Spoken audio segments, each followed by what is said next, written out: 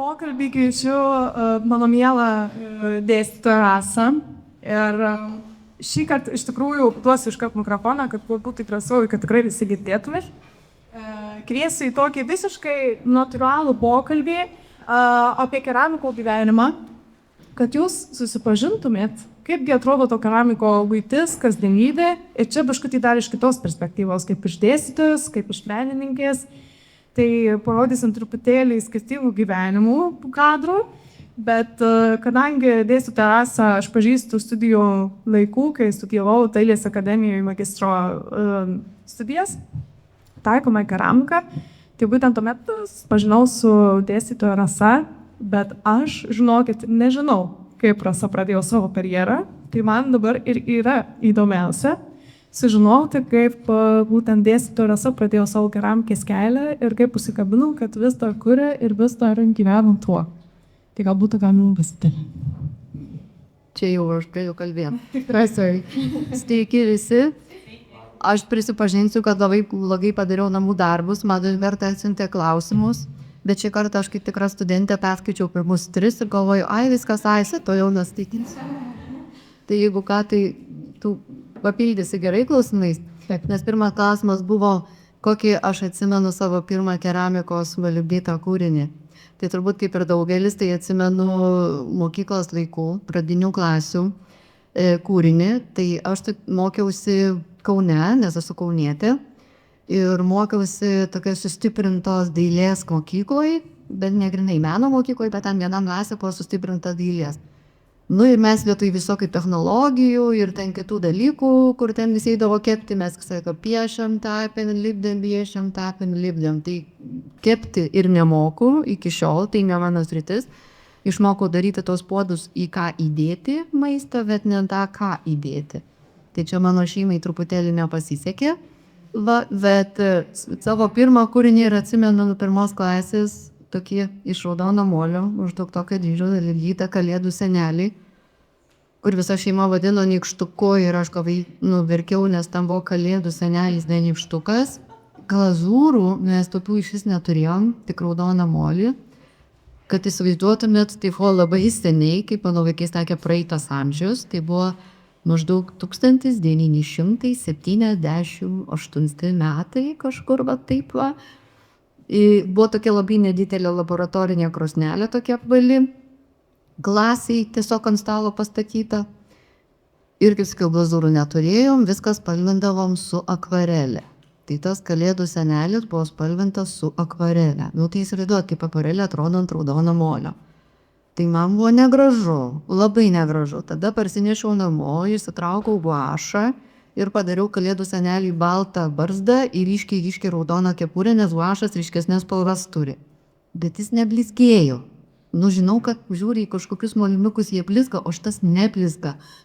Tada tėtis išsitraukė medžio lako ir sako, tai gal nulakuoja. Toks supratimas mūsų buvo apie keramiką. Nutepėm tą kalėdų senelių laku, o kadangi ten buvo daug visokių spaustas skilučių, tai kaip dabar atsimenu, tas lakas, kai pradėjo į tas skilutės eiti, iš ten pradėjo oras išeitinėti ir pradėjo tokias pūslės kelti. Žodžiu, viskas pasidarė kuo toliau, tuo blogiau. Tai tas, kalėdų senelis buvo giliai paslėptas ilgam laikui sekcijoje. Ir sekantis mano susitikimas su keramika buvo net ne tiek su keramika, kiek aš jau buvau 8 klasiai. Ir 8 klasiai aš tiksliai žinojau, kad toliau vidurinėje mokykloje aš nesimokysiu, nes prasidėjo fizika ir chemija. Ir tai buvo viskas. Ir tai buvo konkretus apsisprendimas, kad aš išeinu po 8 klasių į dailės technikumą, Kaune buvo Stepo Žuko technikumas, nes fiziką 8 klasiai aš pabaigiau tik tai rašydama mokytojai tuos plakatus, nes anksčiau jokių kompiuterių nebuvo nieko ir formulės rodydavo mums tokį didžiulį plakatą su formulėm pastatydavo, jie buvo tokie labai pavargę, o kadangi mes buvo meno klasėje, šriftą mokėjom gerai, basdėm plunksnas, tai žodžiu porą tų plakatų su formulėm parašiau, šiek netaik išvedė 3, nes tai buvo 5-valė sistema dar, o chemija irgi išvedė 3, bet dėl to, kad brolis mano buvo labai geras sportininkas ir ta mokytoja labai mano brolį mylėjo. Tai su to kompensacija ir man 3 išvedė. Ir aš taip sėkmingai pabaigiau 8 klases ir išėjau į dailės technikumą. O kai aš pasirinkau keramiką, tam technikume aš labai ilgai mėčiausi tarp odos specialybės ir keramikos, kažkaip jos abi mane labai viliojo. Bet labai gerai pamenu, kaip mama parsinešė tokį vazonėlį gėliai ir jisai buvo plastikinis, bet jis turėjo labai gražius reljefus. Ir mama sako, nu va, nupirkau plastikinį, bet jis atrodo tai kaip keramika. Ir aš taip buvau, bet tai keramika, tai kas ta keramika? Ir tada pradėjau aiškintis, kad technikume yra tokia specialybė. Nu ir kažkaip ta keramika nugalėjo vietoj odos ir taip aš tą keramiką studijuoju iki šiol nuo 15 metų. Tai jau nuo 15 tai jau labai daug, jau 30 metai eina po akademijos. Tai malonu, kad palastarė, kad pranešęs gavot aštuonį. Tai mano liudytojai nebus man sumeluoti, kad aš dažniausiai panakos pradžioje papasakoju apie šiek tiek keramikos istoriją ir visą laiką paminiu, kad keramika yra tas amatas, kurio galima mokytis visą gyvenimą. Nes jis toks įdomus, toks įvairialypis ir toks besikeičiantis, kad yra tiek daug vietos eksperimentavimui ir gali viskas prasidėti nuo tiesiog senelių kažkokio žmonių, ne? Tai dabar klausimas daugiau iš tokios profesinės pusės. Tai kaip pavyksta suderinti tą dėstytojų gyvenimą su kūryba ir kaip vis dėlto pasisuko tas kelias į būtent dėstytojų poziciją? Nu tai aš apie dėstymą šiaip iš anksto tai niekada negalvojau, bet viskas pasisuko turbūt tuo metu, kai įstojau Vilniaus dailės akademiją. Tuo metu dar mes studijavom 5 metus ir mano laida, tai buvo paskutinė laida, kuri studijavo 5 metus. Po manęs jau visi kursai, kurie ėjo, tai buvo bakalauras plius magistra. Ir tam kursai, jau paskutiniam kursą bestudijuojant, tuo metu katedros vedėjas buvo profesorius Juodas Adomonis ir jis iš karto kažkaip, nežinau, nusižiūrėjo ar kaip čia. Ir pakvietė pasilikti dirbti dailės akademijoje, konkrečiai, kaip laboratorija dabar yra, taip, kaip keramikos laboratorija. Ir iš karto buvau inauguruota į vyr laborantus. Buvo tokia reiškia pareigybė, vyr laborantai. Į tuo metu laboratoriją irgi pakvietė ir dėstytoją Saulių. Nors Saulius buvo, man atrodo, gal 2 metais jaunesniam kurse. Tai mes kartu su Saulium tais pačiais metais pradėjom dirbti tenai. Tai aš buvau vyr laborantė. Ir dirbau konkrečiai su glazūra. Tai to laboratorijoje aš pradirbau 17 metų ir keitėsi dėstytojai, tiesiog vieni išėjo į pensiją, kiti šiaip apsigalvojo išėjo, nes pasiskaičiavo, kad pedagoginis darbas gal per mažai jiems ko nors ten duoda gyvenime ir nori daugiau. Na ir tada taip kažkaip atsirado tas momentas, kad dėstytoja Onutė, ar dar labai gerai atsimena dėstytoja Onutė, jinai pasakė, viskas, aš išeinu į pensiją ir staiga iškilo klausimas, o kas dėstys keramikos technologiją. Tai tada kažkaip vienais metais buvau tokia kaip ir asistentė pabandymui ir profesorė Adomonį viskas labai tiko ir tada jau likau dėstyti ir po truputį jau išėjau iš tos laboratorijos ir jau likau tik tai dėstinę. Tai nebuvo kažkoks labai iš anksto suplanuotas ir tikslingas kelias, tiesiog tik mane ištiko. O tai, ką Albertas sakė, kad keramikos šiaip menas tai mokaisi visą gyvenimą, tai tikra tiesa, tai aš jau toliau mokausi. Tai mano studijos dabar tai yra simpoziumai, tai yra plenerai visokie, stažuotės į kitas aukštąsias mokyklas. Tai bent kartą per metus aš būtinai kur nors išvažiuoju ir tada susipažįstu su keramikais iš įvairių pasaulio šalių, iš dėstytojais iš įvairių universitetų. Ir tada žiūriu, kokias ten programos, kokias ten technologijos, kokios technikos, ką galima atsivežti į Lietuvą, parodyti studentam ir čia kažką pabandyti. Tai šitas nesustojimas proceso. O tai koks tas jausmas tapti iš studentės į dėstytojos poziciją? Ar nesikeitė pasaulyje ir matymų požiūris? Nes aš prisimenu labai puikiai savo pirmąją praktiką stebėjimo, kai tapau mokytoja. Tiesiog mokiausi tapti mokytoja. Ir aš prisimenu, stebėjau pirmasis Pavetas savo nuostabiosios dailės mokytojos, kuri mane reikia begabti mokytoją. Ir aš tada, kai atsisėdau į suolą nebe kaip mokinėlio, o kaip stebėtoja mokytojas, mano gyvenimas apsirti 180 laipsnių ir aš pamačiau visiškai kitą pusę to mokymo proceso. Ir būnant vaiku, tu visai kitaip matai tą kasdienybę mokykloje arba ten studijose, ne? Bet kas įvyksta, kai atsitinka tas dėstymas, kai reikia perduoti tas žinias, kai reikia paaiškinti, kaip tie studentai atrodo iš tos pusės, ar ne, gal patingi, gal kažkas labai stengiasi.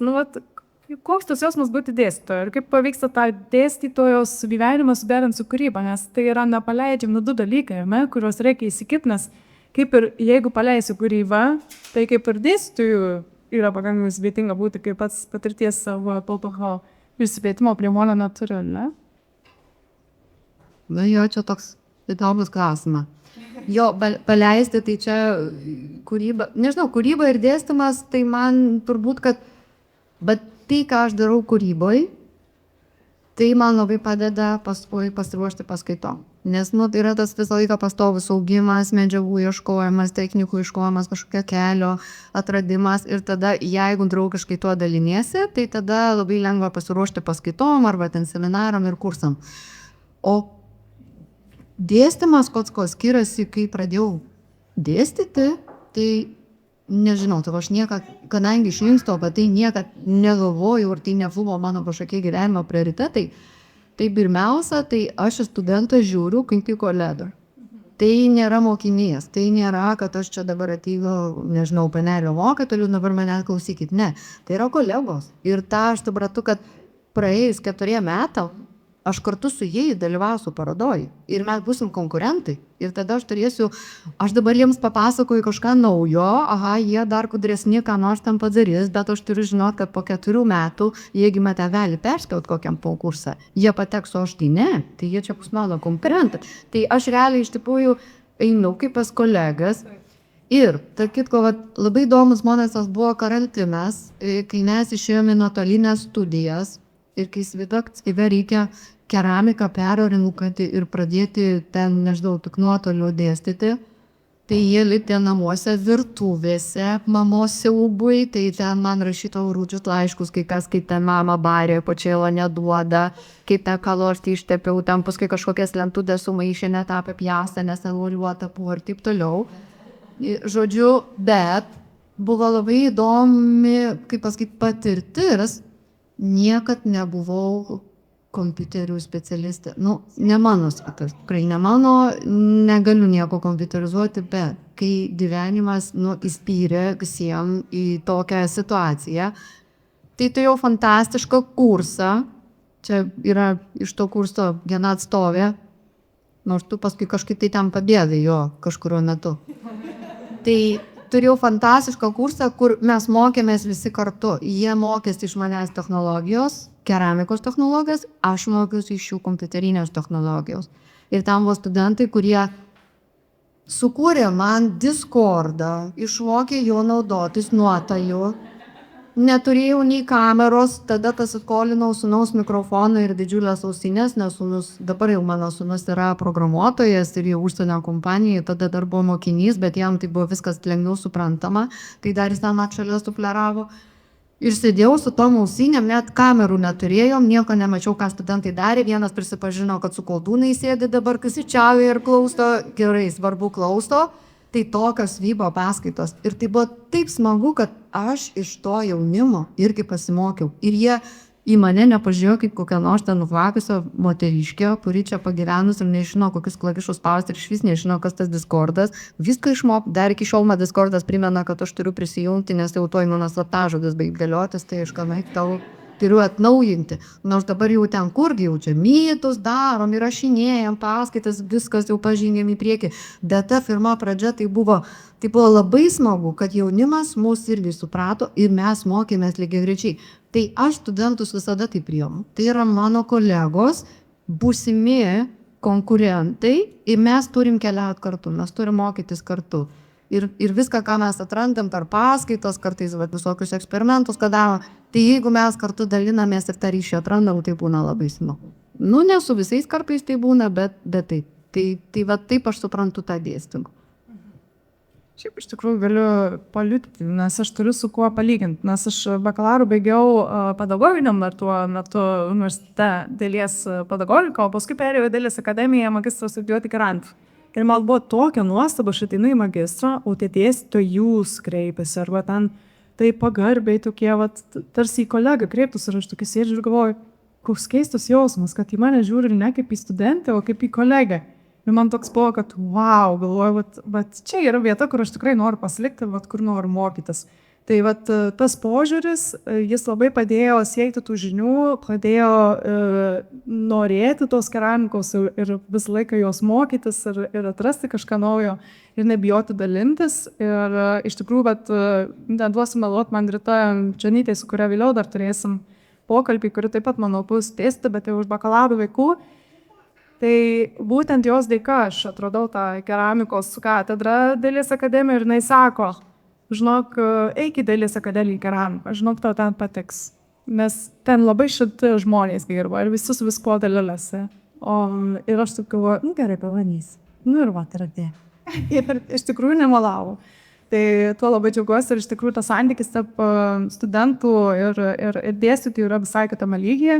Bet va čia labai įdomi tematika, ką užkabino Rasa, tai būtent parodos ir simpoziumai ir visokie tie dalyvavimai kūryboje ir sukamės ratu, ir mes kai tik buvom bienalėje irgi taip pat su dėstytoja Rasa, kaip susitikom netyčia, aš kaip per daug neplanavau tą bienalėje dalyvauti, galvoju, reikia pagaliau išeiti ir taip yra smagu būti tarp buvusių dėstytojų, dalyvauti toje pačioje parodoje. Tai kaip dabar pavyks atrasti laiko tai kūrybai ir kaip atsiranda tos idėjos, kurios nugali tą, kad sudalyvauti bienalėse, sudalyvauti kažkokiuose konkursuose, reikia tam ruošti specialiai, galvoti, ar tai gaunasi spontaniškai, kaip tos idėjos apmami. Turbūt, kad keramika, jeigu jau studijuoji keramiką, tai aš visada norisi, kad ne tik tai tuos tokius buitinius dalykus kažkokius daryti, bet vis tiek pasirodyti, ar ne, kažkur tose, tai gal nebūtinai personaliniai parodoj, bet tos bendros parodos jungtinės jos labai, labai tokius gerus kelius atveria. Kaip suderinu, ką žinau, čia gal studentai galėtų pasakyti, kaip aš suderinu. Pavyzdžiui, praeitą savaitę turiu 3 magistrantus dabar, tai visi 3 magistrantai parašė, vienas nebūsiu negaliu, kitas kažko nepadariau, tas sako, dar irgi nelabai turiu ką padaryti. Aš galiu eiti į dirbtuvę ir mane į stadioną į akademiją važiuosiu. Tai va, taip ir derinu. Tai dar aišku yra šeima, tai šeima jau mano jau savarankiška, jau sūnus jau dirba dukra jau paskutiniam kursą, tai jau nebereikia po būrelius važiuoti.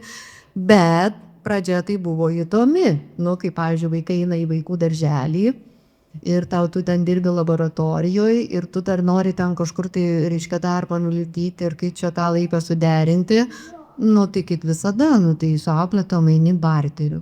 Tai aš čia keramikė, aš turiu molio, gal nori purgulį palipdyti su vaikučiais, aš galiu atsinešti, tai vieną kartą palipdai, auklėtos labai džiaugiasi, tampa tavo draugės, tai kitą kartą gali pavėluoti vaiką iš darželio pasimti, kieme draugiškai palauks ant su to tavo vaiku, nes jau mešė draugai, kitą kartą vėl su moliu. Paskui mokyklą, tai lygiai taip pat prailgintos grupės, ten irgi molio nešė ir ten palaukdavo, žodžiu, nes aš niekam nesuspėdavau iki 5:30 ten ar 5 per visą miestą pelėk, kad pasiimti. Tai, taip va išderinom, tai ta šeima, nežinau. Mano sūnus bent jau, kai buvo pradinėse klasėse ir kai reikėdavo ten mokintis prisistatyti, pavyzdžiui, kas tavo tėvai? Jis sako, atsistojo klasiokai, ten vadybininkas, direktorius, ten dar kas, sako, o aš kiekvieną kartą turėjau pakartoti po 2 kartus. Aš pasakau, kalvis ir keramikė. Ir tada visi, kas? Ir tada aš 2 kartą turiu pakartoti. Tai va, tai iš pradžių jiems ten buvo kažkiek labai trauma, kad čia tokia keistos specialybė. Tai derinu, tai kaip išeina. Bet jeigu yra laiko, tai ir lipdai, jeigu nėra laiko, tai nelipdai. O idėjos, tai jos sukasi visą laiką. Kadangi mano pagrindinės idėjos yra gamta, tai yra augalai, gyvenu aš sode. Kai baigiam dailės akademiją, tai su vyru galvojam, kokį čia dabar nekilnojamą būstą mums pirkti. Tai buvo 1997 metai. Tai galiu pasakyti, kad lygiai kiek pat kainavo 17 kvadratinių metrų bendrabučio kambarys ir sodo namelis. Tai aišku, kai kalbi ir keramikiai, tai apie bendrabučio kambarį tai mes variantą atmetėm ir mes iš karto pirkom sodo namelį Vilniaus pašoniai ir pradėjom ten savo tą, kaip sakant, kūrybinę veiklą. Tai ten dabar vienam kiemo gale yra kalvė, kitam kiemo gale yra keramikos dirbtuvė, tai mes tai per kiemą vienas pas kitą ir vaikštom. Tai kokių įrankų pasiskolinti, tai dar ko nors ten, tai pagalbos paprašyti. O per vidurį tarp mūsų dirbtuvių yra kieme baseinukas. Toks ištikasiam, tai labai gerai, jis iš kalvės bėgame tą vėsinti baseiną, o aš kai ten kokį lauko degimą degu, tai lieku su keramika irgi baseino. Tai vargšės lelijo. Tenai. Tai va, tai taip ir derinam, tai kai tik yra laisvo laiko, tai limdau. Tai dabar va ruošiuosi šią vasarą tokiam grandioziniam savo turne, nes birželio pabaigoje išvažiuoju į Lenkiją į simpoziumą. Tai aš jau ten į tą simpoziumą važiuoju antrą kartą, tai yra nerealus simpoziumas, kada gali nusilipdyti daiktą. Jau baigėsi pilai ir stipriausia. Ne, viskas gerai. Manau, girdės ir taip žuvų. Girdės ir taip. Tai žodžiu, o krosnės dydis, įsivaizduokit, 3 kubiniai metrai. Taip, 3 metrai ant metro ir metras į aukštį. Aišku, tokio dydžio darbų nelipdėm, bet jau netoli metro, ar tam koks 70 ir panašiai, tokio dydžio daiktą gali nulipdyti vientisą. Tai nulipdyti yra ne viską, bet ten yra tokie degimai, vadinami alternatyvieji, kur viską iš krosnės turi išsitraukti ir dar įmesti į tą tiprą tau iškastą duobę ir tada ten visokius burtus daryti, su pjuvenom, su lapais, su žarijom, su, žodžiu, visokiais ten. Tai, ką tu lipdai, tu turi dar po to iš 1000 laipsnių išsitraukti ir bėgti per kiemą ir pataikyti tą duobę dūmos ar iškiai ir įmesti. Tai čia toksai adrenalinas, tai sakau, keramikai, jeigu kažkas važiuoja į kalnus slidinėti, kai jiem trūksta adrenalino, tai keramikas įima krosnį užsipurti. Tai yra nerealus simpoziumas, man tiesiog nunešė viską prieš porą metų, tai dabar važiuosiu antrą kartą pasisemti naujų žinių, nežinau, po ten galima, o paskui dar Lenkijoje rugpjūčio mėnesį visus kviečiu į tokį meno centrą, kuris yra praktiškai Lenkijos centre, tokiam mieste Bydgošč. Atsiminkite. Tai ten rugpjūčio 7 dieną bus personalinės parodos atidarymas. Tai va, jeigu važiuosite pro šalį, tai būtinai užstukite. Tai dabar aš jau dėkoju kultūros tarybai už paramą, dėkoju Dailės akademijai už paramą, šeimai, kad išleidžia mane šeštadienį sekmadienį užsirakinti dirbtuvėje ir reikia valgyti daryti. Va, ir dėkoju studentam, kurie kartais neturi ką man parodyti. Rasa, ačiū labai už pokalbį ir iš tikrųjų per visą tą jaudulį, per visą tą norą greičiau su Rasa pakalbėti, nes žinau, kad Rasa turi nuostabų gebėjimą pasakoti apie viską ir labai traukiančiai ir su humoru. Tai noriu tik priminti, kad šiandien laukia labai daug staigmenų. Tai kadangi kol mes dar baiginėsim pokalbį su Rasa, tai noriu priminti, kad tie, kurie šiandien dalyvauja atidaryme, galite dalytis atidarymo akimirkomis, žymėjant Olinę virtuvę ir prieš kitą pokalbį išrinksime nugalėtoją ir padovanosime Molinės virtuvės dovanų kuponą. Jeigu ruošiatės dalyvauti keramikos Tomo Kojo Molinėje virtuvėje naujoje studijoje, tai dabar bus puikiai plana. Tai va. O dabar su Rasa paskutiniai baiginiai klausimai. Aš labai nenoriu įsiplėsti, kad jūs turėtumėt laiko ar balsėti, ar nueiti į tualetą ir užkasti, ar atsigerti ir taip toliau, ir dar pasiruošti mums reikia kitam pokalbiui. Galbūt kas nors iš auditorijos turit klausimą. Dėstytojai Rasa. Jonai. Turiu klausimą, ar buvo kada tokia idėja kilus, kurią degat padaryti, bet vis trukdė, reikėjo vesti paskaitas, tada važiuoti kažką komandiruoti ir visgi nepavyko. Ar tos idėjos, kiek jų užsidega pas jūs galiausiai vesite laiko ar po mėnesio, po pusmečio, ar... Oi, pirmiausia, tai čia turbūt tas mano bjaurus charakteris, kur kartais ir studentai pabando, kad čia labai griežta dėstytoja, bet taip, kad iš vis nepadaryčiau, taip nėra buvę. Vėluodavau kartais į terminus jo, nes, ypač kai vaikai maži ir, tarkim, susirgo, viskas, šeima vis tiek yra pirmoje vietoje ir tada visi kiti planai traukiasi, o su moliu yra toks dalykas, kad jeigu pradėjai kažką daryti ir jeigu iškritai savaitę ar daugiau, tavo darbai ten kokie nors sudžiuvo ir tu turi nuo nulio pradėti ir tada, reiškia, tas laikas, tai, jisai timsta. Tai, kad visai nepadaryčiau, tai nėra, bet yra buvę, kad stipriai vėluoju, bet užsispyrus vis tiek, ką darau.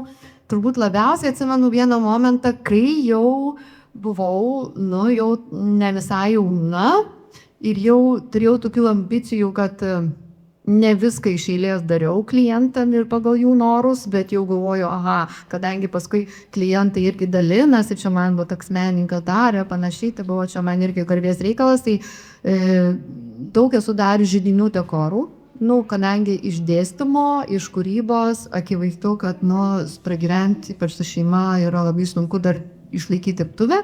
Tai papildomi tie tokie užsakymai, tai dažniausiai tai pas mane būdavo kažkokie interjero dekorai. Ir viena iš tokių dekorų tai yra židinių dekorai. Tai turėjau vieną klientę, su kuria pusę metų derinom vieną žalią spalvą ant jo židinio dekoro. Tam buvo labai margas jisai.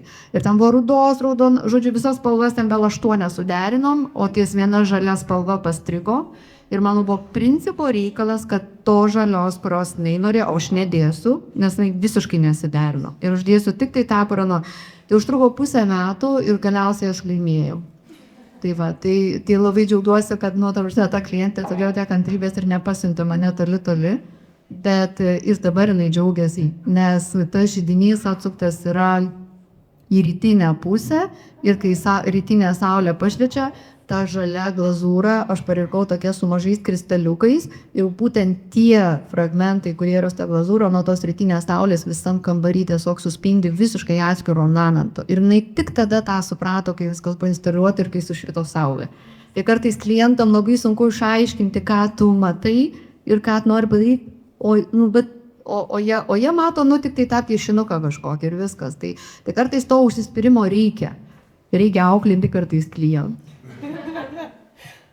Nuostaba istorija. Tai ačiū Rasai už pasidalintą gyvenimišką istoriją. Tikiuosi, kad buvo įdomu.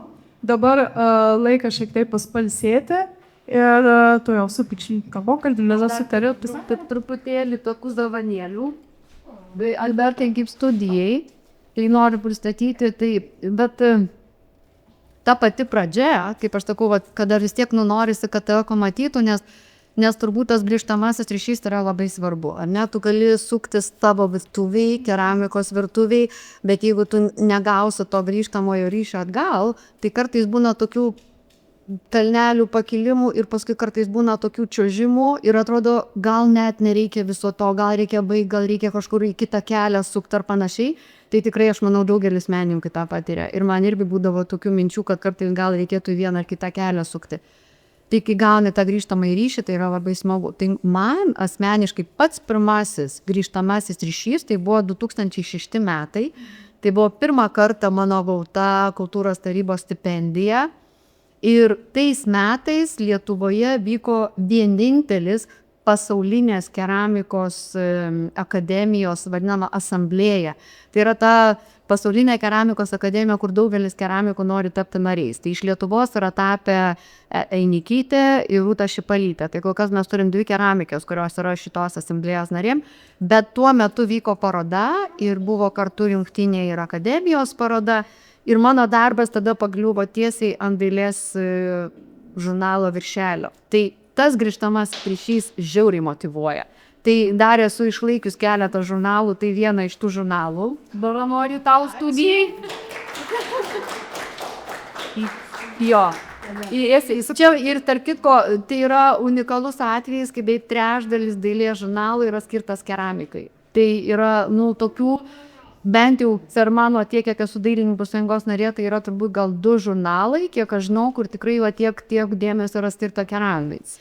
Kitą leidinį jau noriu padovanoti mūsų keramikos katedros leidinį ir tai yra leidinys, kuris buvo išleistas 80-mečiu, tai yra 80 metų jubiliejui ir tuo metu aš buvau kuratorė viso šito renginio ir sugalvojom nes ten buvo ir simpoziumas studentų, ir dėstytojų paroda, ir tarptautinė konferencija, ir prie viso šito dar sugalvojom pasidaryti leidinį. Tai šitas leidinys yra toks labai įdomus, jis yra laimėjęs konkursą, nes jeigu va taip pavartai, tai tada pasimato, reiškia, kad jis toks būtų kaip ir apdegęs, apsvilęs, ir visas viršelis yra 1000 laipsnių, apie kurį sukasi visas mūsų degimas.